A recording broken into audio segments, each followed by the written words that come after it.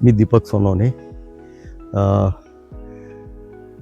आपल्या eco friendly नर्सरीच्या YouTube चॅनलवर आपल्या सगळ्यांचे सहर्ष स्वागत.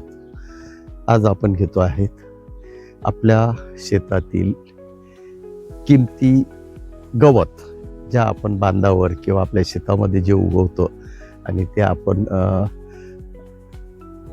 काहीही कामाचं नाही म्हणून ते काढून फेकून देतो आणि ज्याला आयुर्वेदात अतिशय महत्त्वाचं स्थान आहे, अशा काही महत्त्वाच्या वनस्पतीची आपण काही टप्प्यांमध्ये ओळख करून देत आहोत.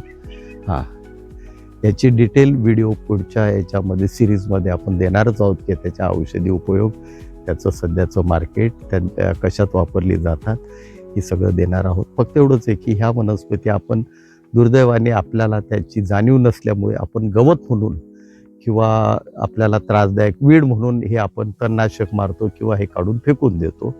त्याची ओळख व्हावी हा एक मात्र उद्देश. ही जंगली तुळस, ही आपल्याकडे अशी बांधावर वगैरे प्रचंड उगवते. याच्यापासून सुगंधी तेल हे एक्स्ट्रॅक्ट केलं जातं. हे मॅस्किटो रिप्लंट किंवा पेस्टिसाईडमध्ये एक जे कीड नियंत्रण किंवा रिप्लंट म्हणून सुद्धा याचा वापर होतो.